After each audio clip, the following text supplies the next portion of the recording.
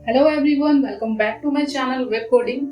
तो हम लोग सीख रहे हैं रिएक्ट जेएस एंड लास्ट के वीडियो में हम लोगों ने पढ़ा था जेएसएक्स और रिएक्ट फ्रैगमेंट के बारे में, जिसमें हमने देखा था जेएसएक्स क्या होता है और जेएसएक्स एक नॉर्मल एचटीएमएल से कैसे अलग होता है, जेएसएक्स के अंदर किस तरह से सारे सिंटेक्स लिखे जाते हैं एंड हमने जेएसएक्स के कुछ इंपॉर्टेंट रूल्स को भी देखा था। और उसके साथ ही साथ हमने रिएक्ट फ्रैगमेंट के बारे में भी पढ़ा था कि रिएक्ट फ्रैगमेंट क्यों होता है, क्यों यूज किया जाता है रिएक्ट फ्रैगमेंट का।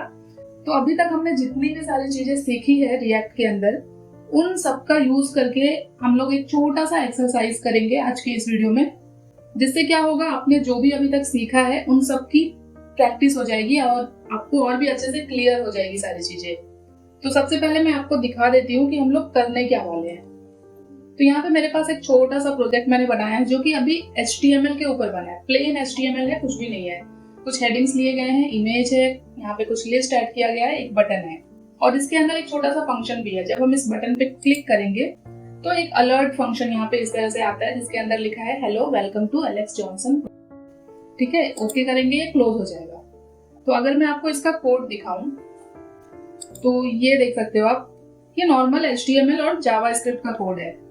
ये देख सकते हो आप, ये पूरा प्लेन HTML है और यहाँ पे एक छोटा सा फंक्शन है।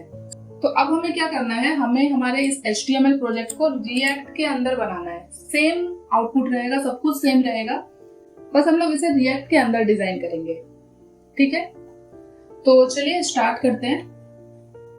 अभी मैंने यहाँ पे एक रिएक्ट ऐप अपना क्रिएट किया है। ये किस तरह से करना है आप लोगों को पता होगा। एक फोल्डर है एक्सरसाइज 1 जो कि मेरा रिएक्ट ऐप है। इसके अंदर सारे पैकेजेस वगैरह, नोड मॉड्यूल सब कुछ है, क्योंकि ये रिएक्ट का प्रोजेक्ट है। जब हम लोग वीट के थ्रू या फिर किसी भी और टूल के थ्रू रिएक्ट को इंस्टॉल करते हैं तो ये सारी चीजें हमें बाय डिफॉल्ट मिलती है। अभी यहाँ पे एसआरसी के अंदर सारे मेन फाइल्स और फोल्डर्स होते हैं, ये भी हम देख चुके हैं।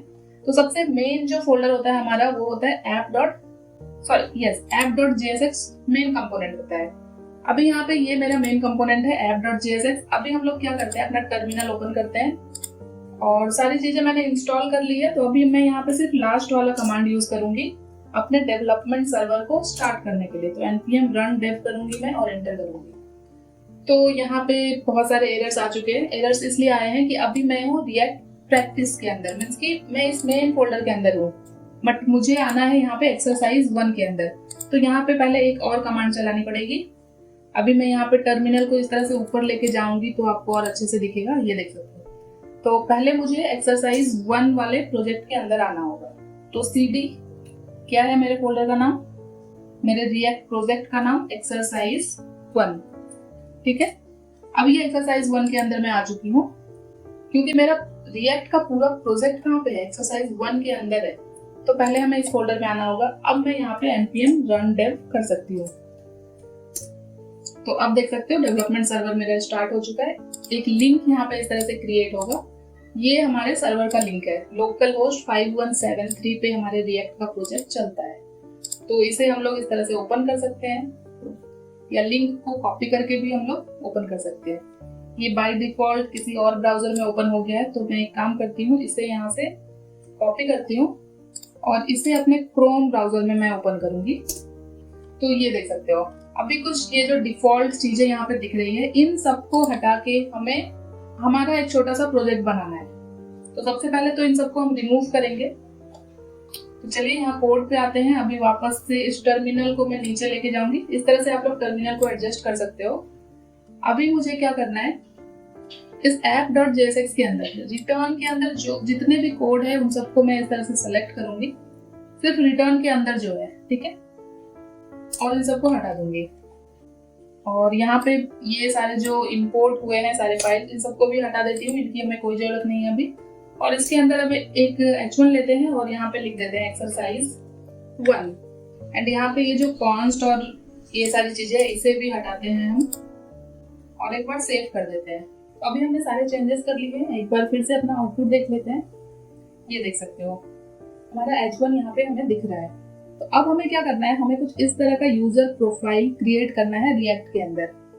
तो उसके लिए हमें क्या करना होगा, किस तरह से हम पूरा कोड लिखेंगे JSX के अंदर, वो हम अभी देखने वाले हैं। अभी ये जो आउटपुट दिख रहा है ये HTML का कोड है। यहाँ पे देख सकते हो index.html में मैंने इसे बना के रखा है। हमें इसे ट्रांसफॉर्म करना है रिएक्ट जेएसएक्स के अंदर। तो बहुत सिंपल है, कैसे करना है देखते हैं। अभी के लिए मैं क्या करूंगी, इसका कोड ओपन करते हैं पहले। ये रहा नॉर्मल HTML का कोड जो हमें रिएक्ट के अंदर लिखना है। तो पहले हम लोग HTML के कोड को पूरा कॉपी करेंगे यहाँ से। ये पूरा मैंने यहाँ से कॉपी कर लिया एंड इसे डायरेक्टली हम लोग यहाँ पे ऐसा नहीं करेंगे। हम लोग ऑलरेडी कंपोनेंट बनाना सीख चुके हैं और रिएक्ट क्या है, कंपोनेंट बेस्ड स्ट्रक्चर ही होता है। तो हम लोग प्रैक्टिस करेंगे कि कंपोनेंट्स क्रिएट करें। तो यहाँ पे SRC के अंदर हम लोग एक कंपोनेंट क्रिएट करेंगे। कंपोनेंट क्रिएट करना सबको आता है। अभी मैंने SRC पे क्लिक किया, यहाँ पे न्यू फाइल पे क्लिक करके आप लोग कंपोनेंट क्रिएट कर सकते हो। कंपोनेंट क्रिएट करने का रूल क्या होता है कि जो फर्स्ट लेटर होता है वो हमेशा कैप्स में रहना चाहिए। तो मैंने यूजर प्रोफाइल नाम का एक कंपोनेंट बनाया, .jsx के साथ इसे सेव किया, तो मेरा कंपोनेंट क्रिएट हो चुका है। अब मुझे इस कंपोनेंट के अंदर अपने कोड को पेस्ट करना है।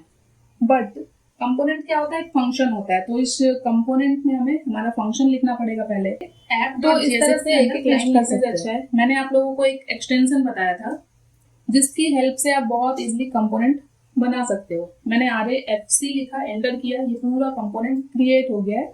यहाँ पे देख सकते हो एक्सपोर्ट डिफॉल्ट मीन्स की ये कंपोनेंट यहाँ पे ऑटोमेटिक एक्सपोर्ट भी हो रहा है। हमें बस यहाँ पे हमने जो कोड अपना कॉपी किया था वो ये जो रिटर्न कर रहा है एक डिव, ये क्या है, फ्रेगमेंट है। फ्रेगमेंट का काम क्या होता है, ये पूरे JSX को रैप करता है। पूरा जो JSX का कोड होता है वो एक फ्रेगमेंट के अंदर रैप होता है। तो इस डिव के अंदर मुझे अपने कोड को पेस्ट कर देना है। ठीक है, इतना कर दिया मैंने, बहुत सिंपल था, यहाँ तक कुछ भी डिफिकल्ट नहीं था। अब यहाँ पे आपको कुछ एरर दिख रहे होंगे। तो एरर इसलिए दिख रहा है क्योंकि हमने जो कोड यहाँ पे ऐड किया वो प्योर HTML का कोड है। बट JSX के अंदर कुछ चीजें HTML से थोड़ी अलग होती है, जो कि हम लोग ऑलरेडी लास्ट वीडियो में देख चुके हैं। मीन्स कि हमने JSX के बहुत सारे रूल्स देखे थे। तो उसमें से एक रूल्स क्या था कि HTML के अंदर जो भी सेल्फ क्लोजिंग टैग होता है, जैसे इमेज टैग हो गया, HR टैग हो गया, BR टैग हो गया, वो सब HTML के अंदर क्लोज नहीं होते थे।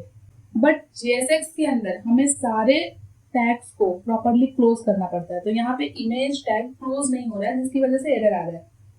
तो रिएक्ट के अंदर, JSX के अंदर हम लोग कुछ इस तरह से क्लोज कर सकते हैं किसी भी टैग को। यहाँ पे फॉरवर्ड स्लैश ऐड कर दिया मैंने, ये टैग क्लोज हो गया है।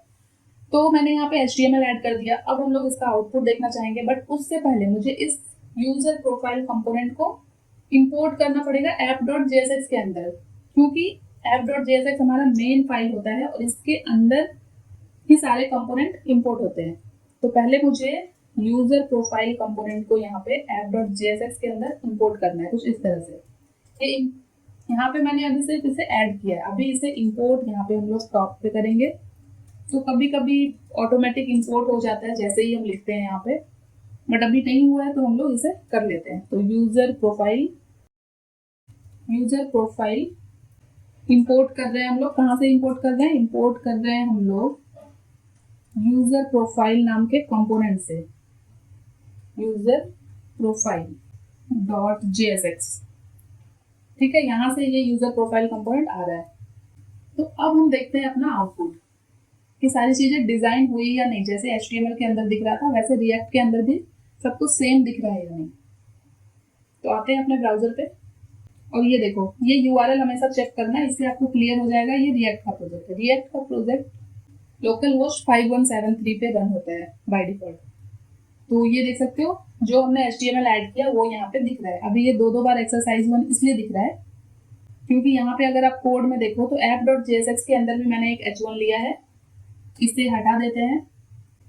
और यहाँ पे इस कंपोनेंट के अंदर देखो, यूजर प्रोफाइल कंपोनेंट के अंदर भी एक H1 लिया हुआ है एक्सरसाइज 1।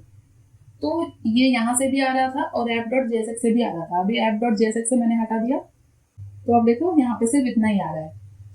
तो अब यहाँ पे आउटपुट कुछ इस तरह से दिख रहा है। हमारे HTML में क्या था, प्लेन आउटपुट दिख रहा था, हमें लेफ्ट साइड में दिख रही थी सब कुछ। तो यहाँ पे ऐसा इसलिए हो रहा है क्योंकि रिएक्ट के अंदर बाय डिफॉल्ट हमें कुछ CSS भी मिलते हैं, तो हमने उसे रिमूव नहीं किया है अभी तक।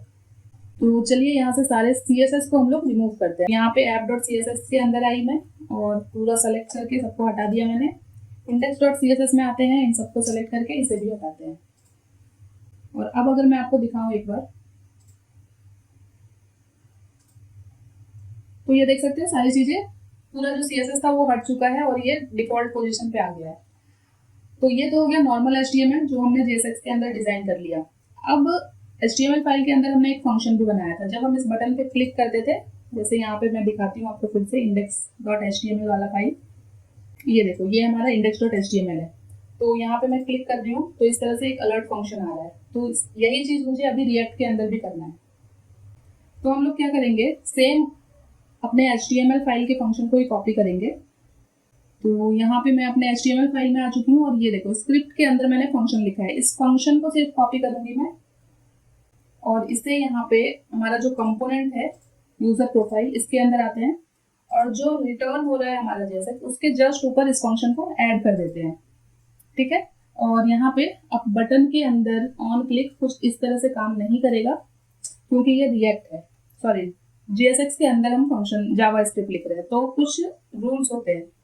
तो यहाँ पे हम लोग कुछ इस तरह से ऑन क्लिक लिखेंगे, C कैपिटल होगा, ये कैमल केस में होगा यहाँ पे ऑन क्लिक।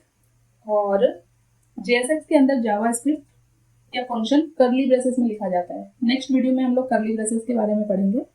और यहाँ पे कुछ इस तरह से फंक्शन को कॉल करेंगे। क्या है फंक्शन हमारा, शो मैसेज। तो यहाँ पे कुछ इस तरह से लिखते हैं शो मैसेज, बस इतना ही लिखना है, ब्रैकेट ऐड नहीं करना है। तो बस हमारा काम हो चुका है। अब हम लोग अपना फाइनल आउटपुट देखते हैं एक बार। तो ये रहा हमारा रिएक्ट का प्रोजेक्ट। अभी यहाँ पे HTML तो आपको दिख ही रहा है सामने। अभी इस बटन पे मैं क्लिक करती हूँ तो ये देखो हमारा जो फंक्शन था वो चल रहा है, अलर्ट फंक्शन। इसे यहाँ पे ओके पे क्लिक करके हम लोग क्लोज कर सकते हैं। तो इस वीडियो में हमने क्या किया, एक नॉर्मल HTML और एक फंक्शन को रिएक्ट के अंदर किस तरह से बना सकते हैं वो सीखा हमने। तो यहाँ पे आप लोग थोड़ा सा कोड को रिव्यू कर सकते हो, बहुत सिंपल है, पूरा HTML ही है, ये देख सकते हो पूरा HTML है, कुछ भी अलग नहीं है। बस ये ध्यान रखना आप लोग कि जो भी HTML कोड है वो एक फ्रैगमेंट के अंदर रैप होना चाहिए। अगर आप इसे हटा दोगे यहाँ से तो बहुत बड़ी प्रॉब्लम हो सकती है। तो आने वाले वीडियोस में हम लोग थोड़ा कर्ली ब्रेसेस वगैरह के बारे में सीखेंगे, किस तरह से फंक्शन लिखा जा सकता है JSX के अंदर, किस तरह से जावास्क्रिप्ट लिखा जा सकता है, वेरिएबल्स वगैरह के बारे में देखेंगे। तो इस वीडियो को यहीं पे एंड करते हैं। आई होप कि आपके लिए ये वीडियो हेल्पफुल रही होगी और आप लोगों को कुछ थोड़ा रिएक्ट और अच्छे से क्लियर हुआ होगा। तो बाकी आप लोग इसे खुद से प्रैक्टिस करो और अगर ये वीडियो अच्छी लगी तो वीडियो को लाइक कर दो, इसे और लोगों तक शेयर करो और अगर अभी तक चैनल को सब्सक्राइब नहीं किया तो प्लीज चैनल को सब्सक्राइब कर लेना। मिलते हैं नेक्स्ट वीडियो में, तब तक के लिए thank you so much guys for watching this video. Bye bye.